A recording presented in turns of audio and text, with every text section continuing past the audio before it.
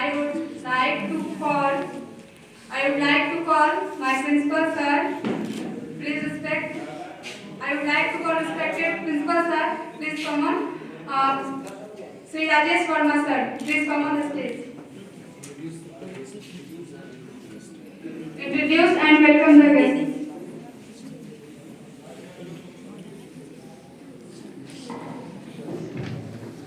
माँ सरस्वती को नमन करते हुए आज बहुत ही हर्ष की बात है, सम्मानित मंच आज इस 75वीं स्वतंत्रता गणतंत्र दिवस के शुभ अवसर पर शुभकामनाएं। सम्माननीय अध्यक्ष महोदय श्री सत्यनारायण गुप्त जी हमारे महाविद्यालय के अध्यक्ष हैं। इनकी under the guidance of our chairman day to day our institution move forward. तो आज हमारे अध्यक्ष महोदय वर्तमान हैं, इनका स्वागत अभिनंदन एवं वंदन है इस वंदना सभागार में। इनके बगल में माननीय प्रदेश सचिव जी श्री मुकेश नंदन जी, आपका भी अभिनंदन स्वागत वंदन है इस सभागार में। साथ ही हमारे प्रदेश सचिव श्री रामलाल सिंह जी, आपका भी इस सभागार में वंदन अभिनंदन चंदन है। हमारे अतिथिगण, साथ ही हमारे प्राध्यापकगण एवं हमारे छात्राध्यापक एवं छात्राध्यापिकाएं, आप सभी का अभिनंदन वंदन चंदन है इस सभा का। धन्यवाद। Happy Republic Day to all. I would like to call Ganesh, Priya, Pooja Jha, Priya Shanti, Manisha, Mausam, Sania, Afroz, Preeti, Nisha Priya, Shalini, Priya, Sneha, Sri. I would like to call, please come on the stage.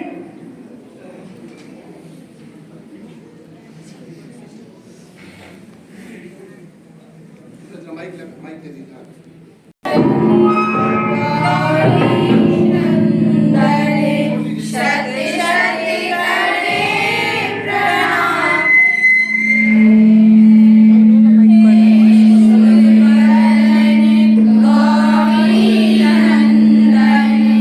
शक्ति शक्ति करे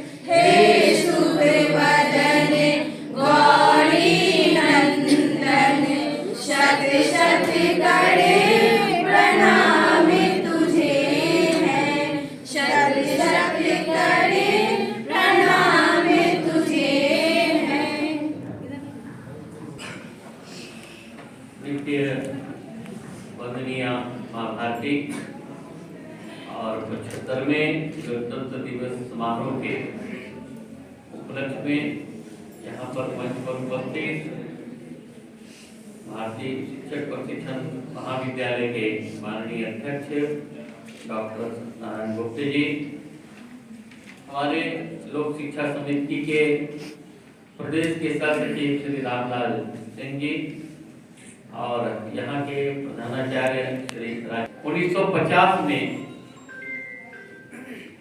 अपना संविधान को आत्मसात किया गया था, जिसके अनुसार भारत देश एक लोकतांत्रिक संप्रभु तथा गणतंत्र देश घोषित किया गया था। हम जानते हैं कि हमारे देश के प्रथम राष्ट्रपति और यही उत्तर बिहार के ही डॉक्टर राजेंद्र प्रसाद जी ने 21 तोपों की सलामी उस समय ध्वज के लिए दिया था और सलामी के साथ ध्वजारोहण कर भारत को पूर्ण गणतंत्र घोषित किया। 1947 15 अगस्त को अपना देश आजाद हुआ और फिर उसके लगभग 5 वर्षों के बाद यहाँ का गणतंत्र लागू हुआ और संविधान भी घोषित किया गया। यह ऐतिहासिक क्षणों में गिना जाने वाला दिन है। प्रत्येक वर्ष हम लोग 26 जनवरी को यह गणतंत्र दिवस मनाते हैं और यह हर वर्ष की तरह इस वर्ष भी हम लोग यहाँ पर मना रहे हैं। हमारा संविधान देश के नागरिकों को लोकतांत्रिक तरीके से अपनी सरकार चुनने का अधिकार देता है। संविधान लागू होने के बाद डॉक्टर राजेंद्र प्रसाद जी ने वर्तमान संसद भवन के दरबार हॉल में राष्ट्रपति पद की शपथ ली थी और इसके बाद एक लंबा चौड़ा, कहते हैं कि 5 से 10 मील लंबा परेड का समारोह इरविन स्टेडियम, अभी जो यहाँ पर राजपथ है या कर्तव्य पथ हम इसको कहते हैं, वो उस समय नहीं था और वहीं पर राष्ट्रीय ध्वज फहराया गया। तो आज का यह ऐतिहासिक दिन है। यदि हम अपने देश की बात करें तो एक मजबूत प्रधानमंत्री ने श्री नरेंद्र मोदी जी के हाथों में यह देश की बागडोर है और हम कहते हैं कि विकसित देशों में से अपना यह देश भी अब गिना जाने लगा है। मैं प्रातःकाल समाचार सुन रहा था तो पहले 26 जनवरी को जब झांकी निकलती थी उसमें विकासशील भारत ऐसा शब्द लिखा हुआ रहता था, लेकिन आज समाचार पत्र में दे रहा था टीवी पर कि अब विकसित भारत का झांकी यहाँ पर खुल रहा है। तो 75 वर्षों के बाद अपने देश की यह एक बहुत ही सुखद स्थिति है कि पूरे विश्व में इसका नाम है और सबसे बड़ा है कि अपने मोदी जी का नाम है। तो विकसित देशों में से एक देश भारत भी है और कहते हैं कि 5वीं अर्थव्यवस्था के रूप में भारत उभर कर खड़ा हुआ है। तो हम लोग इसके साक्षी हैं, अपना गणतंत्र दिवस मना रहे हैं। देश हमारा शक्तिशाली कैसे और बने और विश्व विजेता के रूप में, विश्व गुरु के रूप में हम कैसे पूरे विश्व में छाए। और अपनी संस्कृति रही है भारतवर्ष की, सर्वे भवन्तु भद्राणि पश्यन्तु मा कश्चित् दुःखात् भवेत्। और यह एक बड़ा ही सुंदर सा लगता है, किसी ने शिक्षार्थी ने बनाया तो राम मंदिर हम कहें या राष्ट्र मंदिर कहें। अभी 22 जनवरी को यह देश को समर्पित किया गया, राष्ट्र को समर्पित किया गया। इसके लिए भी हम लोगों को बड़ा गर्व है कि लगभग 500 वर्षों के बाद यह रामलला अपने मंदिर में विराजे। वह ऐतिहासिक क्षण था जब इसकी प्राण प्रतिष्ठा की गई। तो हमारे पास थोड़ा समय कम है। गणतंत्र दिवस की सभी को एक बार मैं शुभकामनाएं देता हूँ और यहाँ के छात्र छात्राओं के द्वारा जो कार्यक्रम प्रस्तुत किया जा रहा है उसका हम सभी आनंद लें। बहुत बहुत धन्यवाद, पुनः एक बार बताएंगे।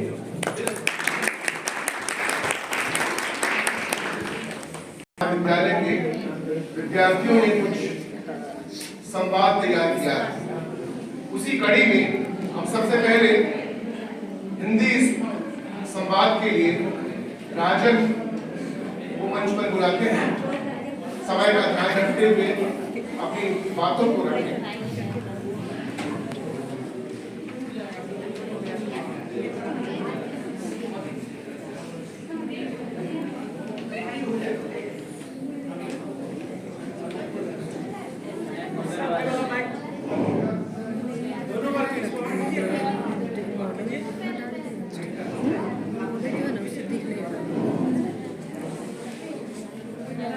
इधर से दिख रहा है।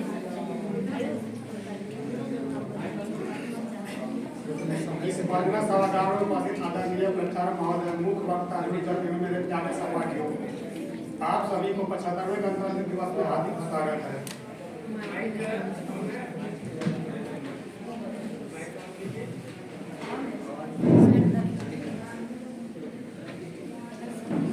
जिंदा हो तो जिंदा नजर आना भी जरूरत है, जिंदा हो तो जिंदा नजर आना भी जरूरत है। अगर मेरे देश के ऊपर आ जाए तो उसे टकराना भी जरूरत है। भारत का झंडा का इतिहास करीब 117 वर्ष पुराना है। सबसे पहले भारत को 1906 ईस्वी में एक झंडा के रूप में मिला था। सबसे ऊपर हरा रंग था, उससे नीचे पीला और उससे नीचे लाल रंग में था। सबसे ऊपर हरा रंग में 8 कमल के फूल और उससे नीचे वाला पट्टी में वंदे मातरम लिखा हुआ था और नीचे वाला पट्टी लाल रंग में एक तरफ चांद का चित्र था और एक तरफ सूरज का चित्र था। दूसरी बदलाव मैडम भिखारी कमा के अनुसार 1907 ईस्वी में हुआ था। हरा रंग की जगह पर केसरिया रंग को शामिल कर दिया गया था और 8 कमल के फूल की जगह पे रिकॉर्ड गार्ड में 22 अगस्त 1907 ईस्वी को फहराई हुई थी और विदेश में भारत के तिरंगा फहराने वाली प्रथम भारतीय महिला बनी। इससे गौरव भारत में और क्या हो सकता है। एक भारत जिसे उस समय कोई नजर से भी नहीं देखा था, उस भारत के एक महिला विदेश में जाकर और झंडा तिरंगा फहराई हुई थी। तीसरी बदलाव भारत को झंडा 1917 ईस्वी में हुआ था। वहाँ पे 2 रंग का झंडा बनाया गया था, एक लाल था एक हरा था, कुल 9 पट्टी था। और चौथी बदलाव महात्मा गांधी के सुझाव पर 1921 ईस्वी में किया गया था। महात्मा गांधी के सुझाव पर उसमें सफेद रंग जोड़ा गया था और चरखा का भी चित्र शामिल किया गया था। यह झंडा एक महिला को ही दिया गया था तैयार करने के लिए। वह महिला हमारे आंध्र प्रदेश के दिल्ली में गया थी और वह अपना हाथ से कुछ उसमें शामिल किया और लंबाई और चौड़ाई के अनुपात 3:2 में शामिल किया गया था। और चौथी बदलाव, 5वीं बदलाव 1931 ईस्वी में हुआ था। उस झंडा के जो चरखा का चित्र था उसे छोटा कर दिया गया और केसरिया रंग को फिर शामिल कर दिया गया था। यह झंडा आज भारत में फहराया जा रहा है।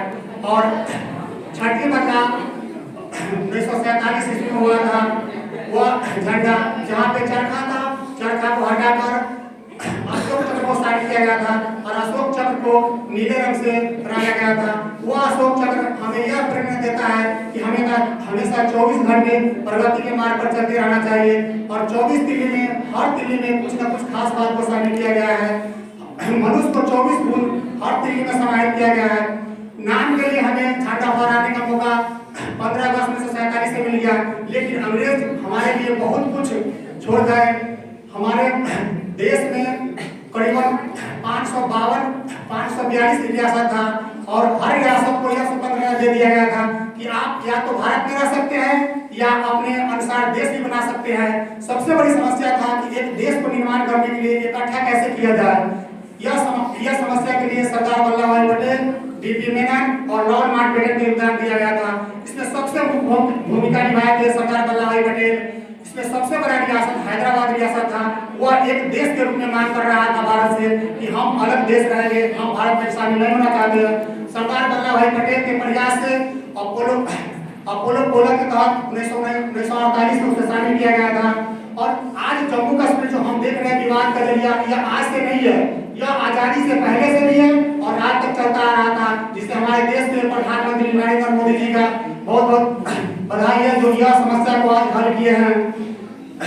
उस समय 15 अगस्त 1947 में जम्मू कश्मीर में हरि सिंह का शासन था और वह वहाँ पे एक अलग देश मांग कर रहे थे। 15 अगस्त 1947 को हम आजाद हो गए, लेकिन हरि सिंह मान नहीं रहे थे कि हम भारत में हैं। वह भारत को झंडा कर और ना कोई वहाँ जम्मू कश्मीर झंडा कोई मान ही नहीं था। वह झंडा अपना अलग झंडा बना के रखे हुए थे। हमारे तिरंगा में वहाँ पे कोई वैल्यू नहीं था। जिस तरह से उसको जो बना हो उस तरह से कर सकते तिरंगा को। यह देखते हुए भारत को बहुत सारा लोगों को दिमाग में बता करते कि एक भारत है, एक राष्ट्र निर्माण हुआ, लेकिन भारत के अंदर बहुत सारा ऐसा रियासत है जो देश में शामिल होना नहीं चाहते हैं। इसके लिए सरदार वल्लभ भाई पटेल के बहुत बड़ा योगदान है। झंडा मिल गया, हम लोग झंडा फहरा रहे हैं, लेकिन सबसे बड़ी समस्या था कि प्रत्येक नारी को झंडा फहराने के लिए मौका नहीं मिला। यह झंडा फहराने के लिए जब अटल बिहारी वाजपेयी प्रधानमंत्री बने 1999 से 2004 तक प्रधानमंत्री रहे, तो झंडा एक्ट 2003 में यह संशोधन करवा के 2003 से भारत को प्रत्येक व्यक्ति को हर घर हर जगह पे अपने घर पे तिरंगा फहराना, जहाँ भी रहे, वह जंगल में रहे या घर पे रहे, जहाँ भी रहे तिरंगा फहराने का अधिकार मिला। आज हम लोग जहाँ भी मन अपना सरकारी पर या सरकारी कार्यालय में भी झंडा फहराते हैं।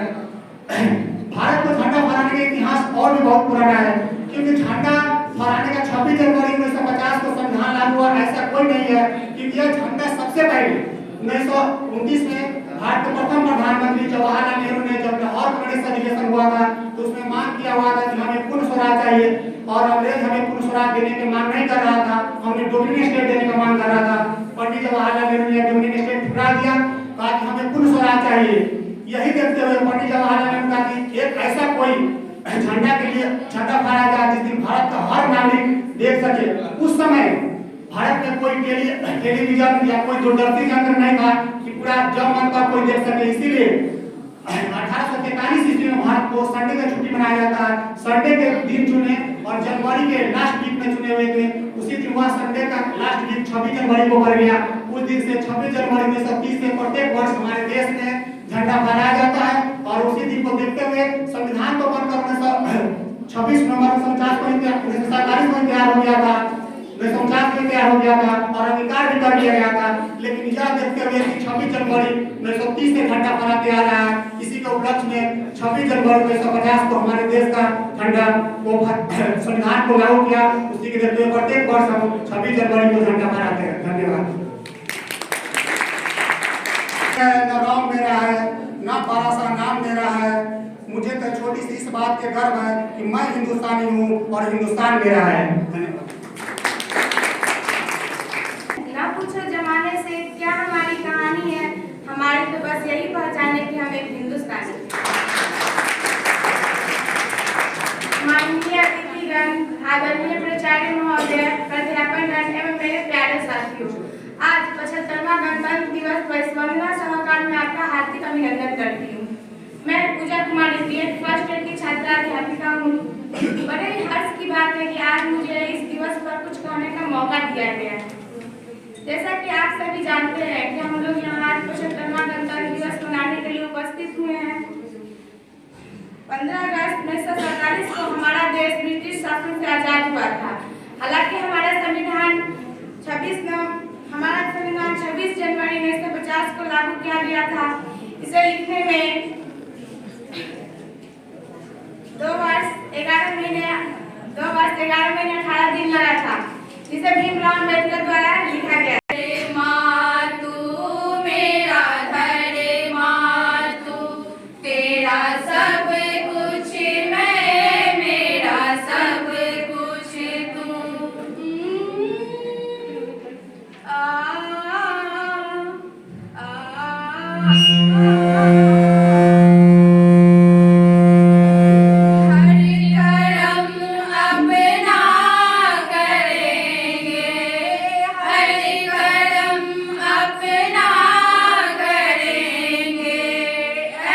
Amen.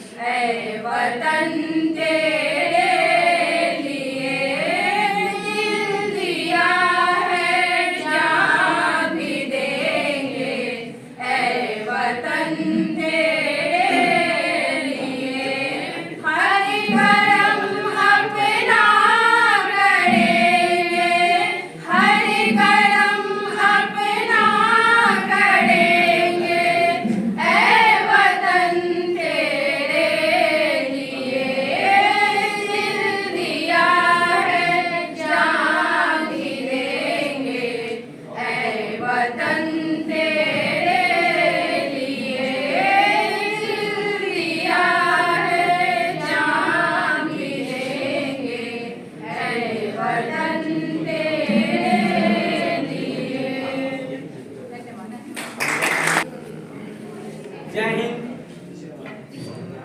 जय हिंद। जले को आग कहते हैं, बुझे को खाक कहते हैं। जले को आग कहते हैं, बुझे को खाक कहते हैं, और उस बारूद से निकले हुए आग को भारत देश कहते हैं।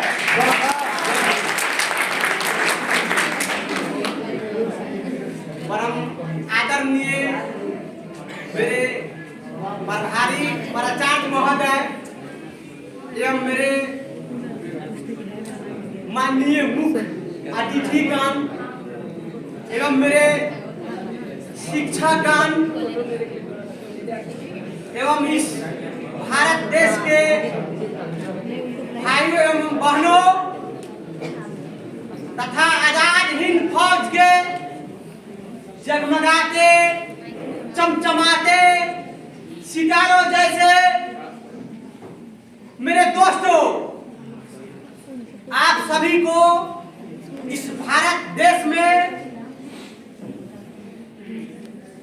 इस बिहार राज्य के भारतीय शिक्षा प्रशिक्षण में आप सभी को दिवस की हार्दिक शुभकामनाएं हैं। आप सभी जानते हैं कि आज गणतंत्र दिवस है, यानी 26 जनवरी है। यह वही दिन है जब हमारी भारत माता परतंत्रता की बेड़ियों में जकड़ी हुई थी। अंग्रेजों ने हमारे जवानों पर, हमारे देशों पर, हमारे बुजुर्गों पर, हमारे बच्चों पर इस कदर यातनाएं कर रहे थे कि आपकी धरती यातनाएं से कहर रही थी, कलप रही थी, लेकिन हमारे वीर विभूति कभी हार नहीं माने। लास्ट तक अपने जान तक कुर्बान कर हमें यह भारत सौंपे है, उनको मेरा सच नमन है। यह जो तिरंगा है हमारी आन है, हमारी शान है, हमारी मान है, हमारी जान है, हमारी गर्व है। यह तिरंगा उस दिन की याद दिलाती है। यह जो केसरिया रंग है बलिदानों की याद दिलाती है, त्यागियों की बलिदान दिलाती है, शक्ति की याद दिलाती है, स्वाधीनता की याद दिलाती है। और यह जो श्वेत प्रकाश है जिसका कोई रंग नहीं होता, वह सभी में मिल जाते हैं और सबको मिला लेते हैं। यह हमें कार्यक्रम के समय को देखते हुए कार्यक्रम को आगे बढ़ाती हूँ और मंच पे मैथिली संवाद के लिए प्रथम वर्ष से शिवानी को बुला रही हूँ। शुभकामनाएं। हम शिवानी कुमारी बीएड प्रथम वर्ष के छात्रा अध्यापिका थी।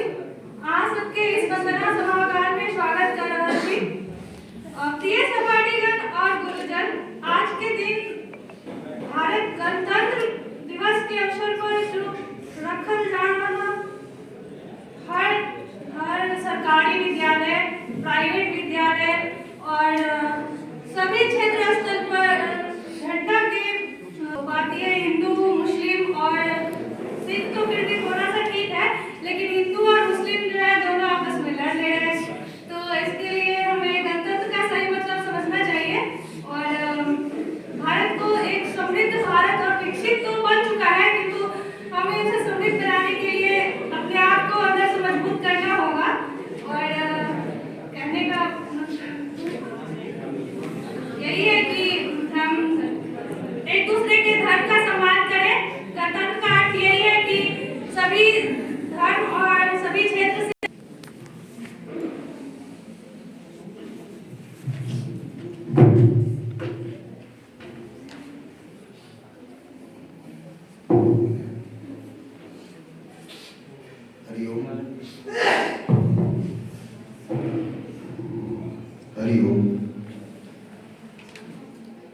Discipline is make of nation great. Discipline शब्द को एक बार डिफाइन कीजिए, उसका स्पेलिंग देखिए। ये जो लाल वाले ये जो है ना, भैया खड़ा भैया, आप खड़ा भैया, डिसिप्लिन के स्पेलिंग बताइए। कहाँ पढ़े थे? टीचर बनिएगा ना, उसको यही पढ़ाइएगा। अब आपके 2-4 और साथी हैं, इसके कारण ये महाविद्यालय जो है बदनाम हो सकता है। इस स्थिति में हमें क्या करना चाहिए?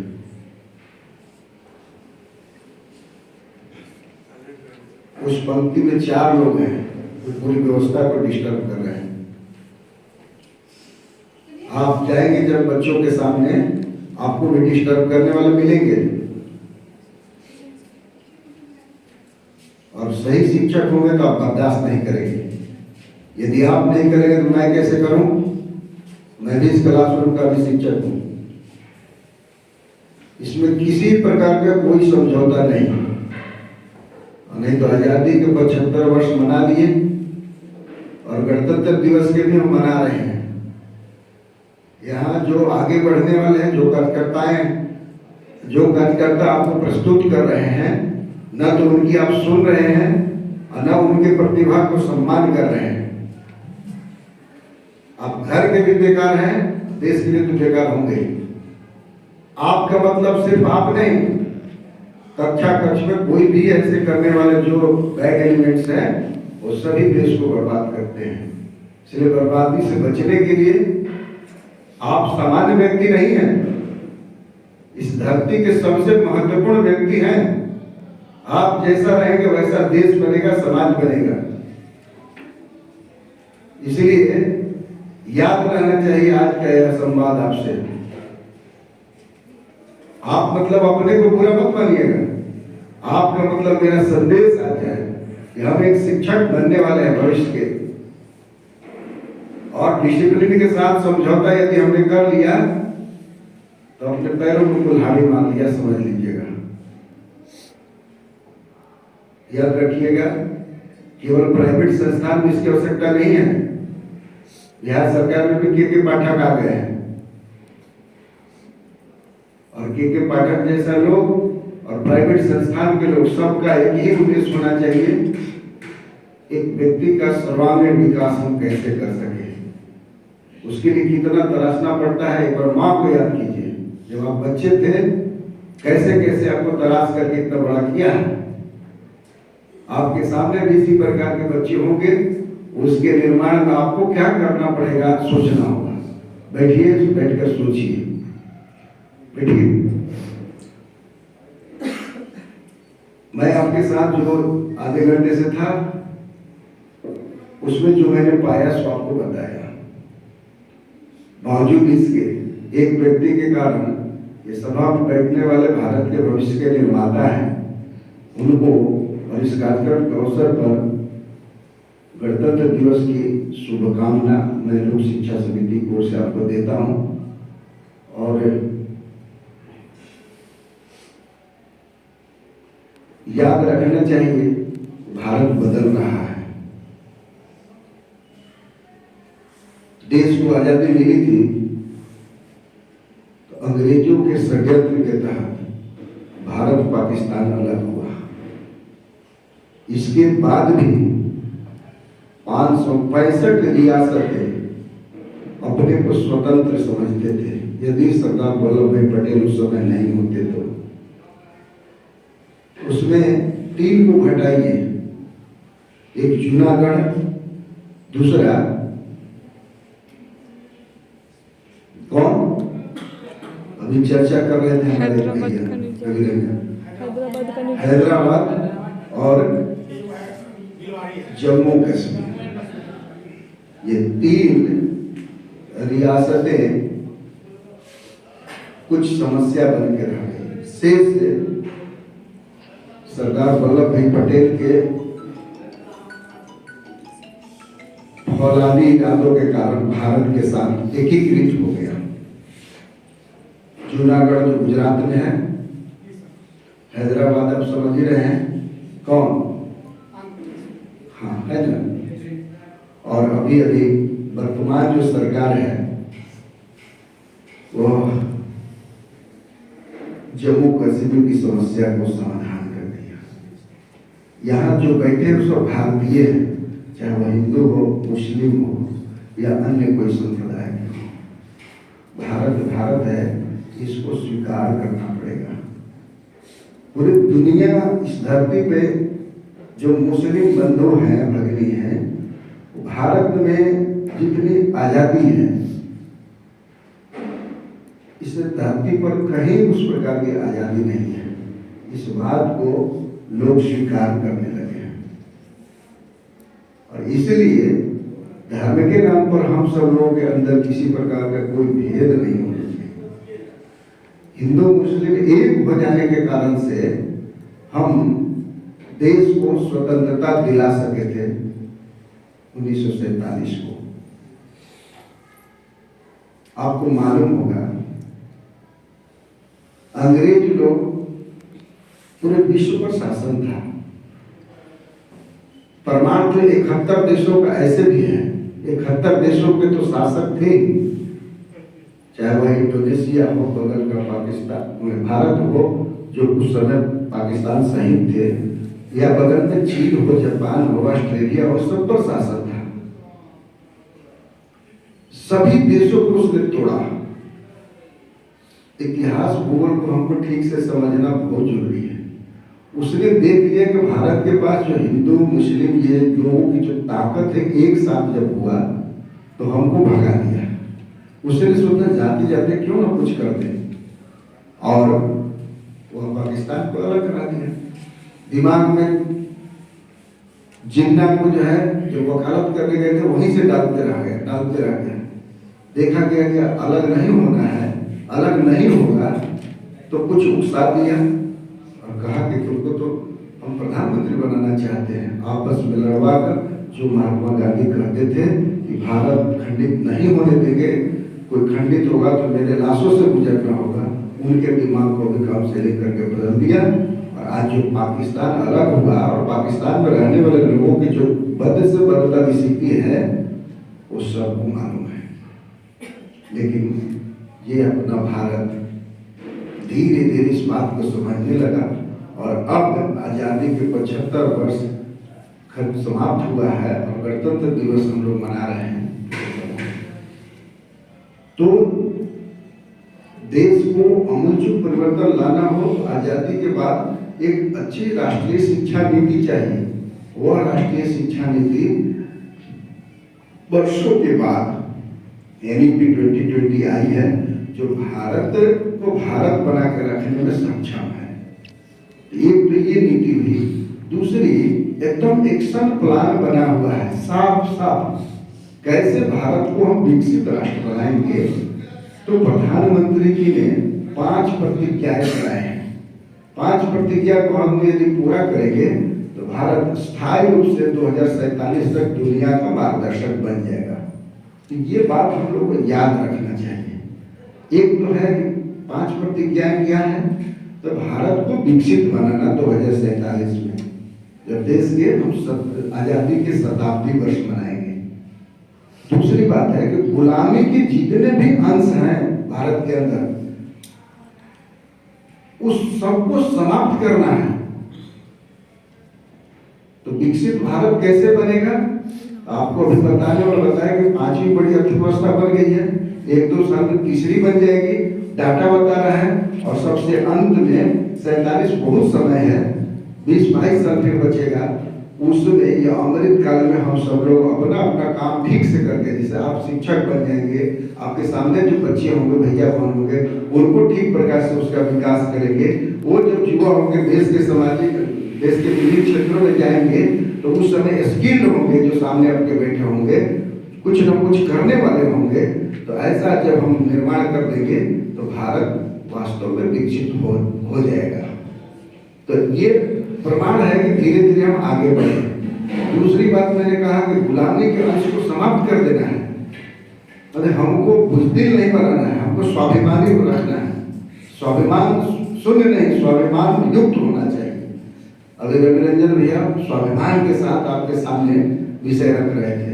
बहनें भी जो अपना राष्ट्रगीत गा रही थी या जो प्रस्तुत की उसमें भी स्वाभिमान था। तो स्वाभिमान शून्य व्यक्ति का कोई महत्व नहीं है। इसलिए हम सब लोग स्वाभिमान के साथ जिए, स्व को अंदर में जागृत रखें, अपने स्व भाषा के प्रति प्रेम रखें, अपनी देश के प्रति रखें, अपने भा से शुरू होने वाले 6 शब्द पर जोर दिया है जिससे आपका स्वत्व जिंदा रहेगा।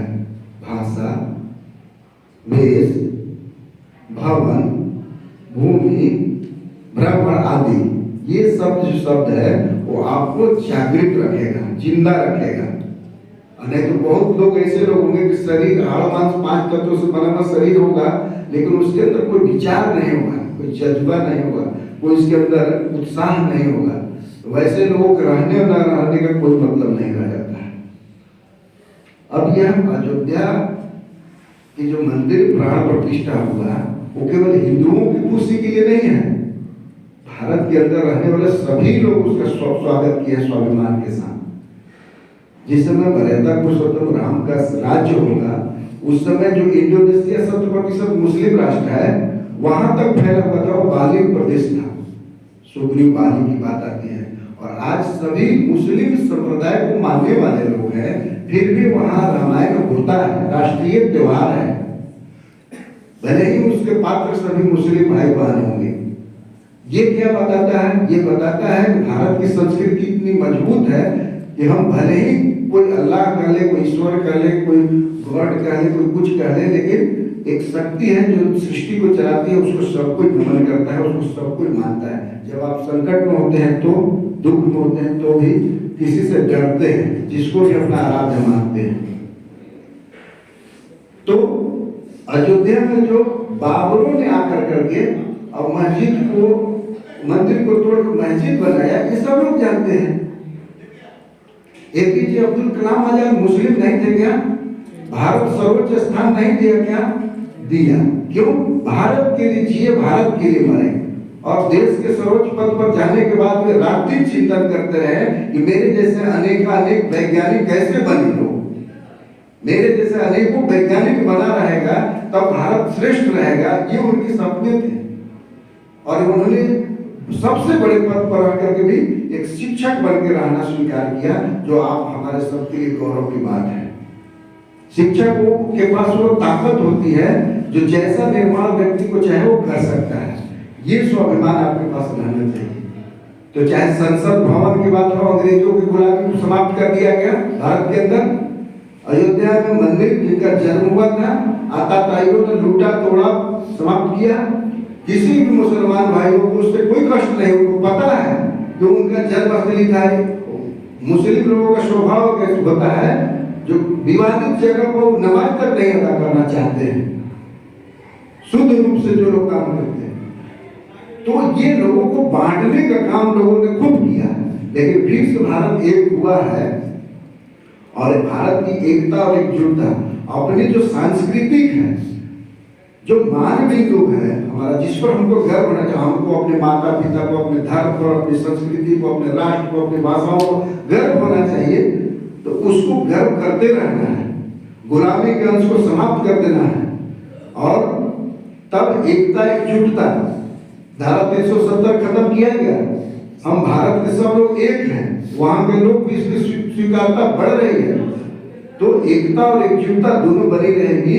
और सबसे अंतिम बात है कि हमारे देश में जो देश के अंदर रहने वाले लोग हैं, चाहे वो विद्यार्थी हो, किसान हो, वैज्ञानिक हो, सेना हो, चिकित्सक हो, शिक्षक हो, कोई भी हो, अपना अपना कर्तव्य यदि ठीक से करेगा, ये 5 प्रतिज्ञाएं जिसके बारे में मैंने बताया, ठीक से किया तो भारत 2047 में दुनिया का सबसे समृद्ध राष्ट्र होगा और स्थायी रूप से रहेगा। आने वाला दिन में हजारों वर्षों तक भारत की बात को दुनिया के लोगों को मानना पड़ेगा। अब इतना बड़ा दायित्व आपके हमारे कंधों के ऊपर है, इसको पूरा करने का आप सब लोग प्रयास करेंगे, तब हम लोगों का जो आज का संकल्प है कि भारत एक लोकतांत्रिक राष्ट्र है और नियमों में चलने वाला है। लोकतंत्र प्रजातंत्र का मतलब और जनतंत्र का मतलब और गणतंत्र का मतलब यही होता है, इन गणों को, इन जनता को चलने के लिए कुछ नियम की आवश्यकता होती है। उस नियमों को हम मान सकते हैं अपना संविधान, और संविधान की हर बातों को पालन करना मेरा कर्तव्य है। और आप सब लोगों को, यही मैंने शुरू में भी कहा, डिसिप्लिन शब्द को अलग अलग पाठ करके देखिएगा तो जोड़ आएगा 100, यानी 100 में 100 जो आपने नियम बनाया उसको पालन किया, तब समझिए कि आप सफल हो रहे हैं।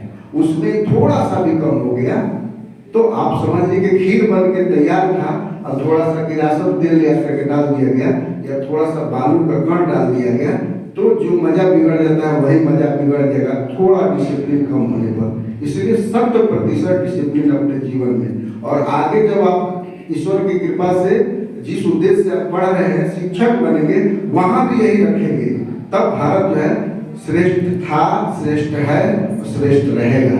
हमारी बातें कड़वी लगी होगी, लेकिन इसको आप अपनाएंगे तो आपका भी जीवन सफल होगा, और जहाँ संस्थान में पढ़ते उसका भी नाम होगा, और आपसे अपेक्षा रखेंगे कि आने वाला जो पीढ़ी तैयार होगी वो भी आप ही के जैसा आदर्श होगा। ये बात ध्यान में रखेंगे तो आज का ये हम लोग गणतंत्र दिवस मनाना हम सब लोग के लिए सफल होगा। भारत माता की जय।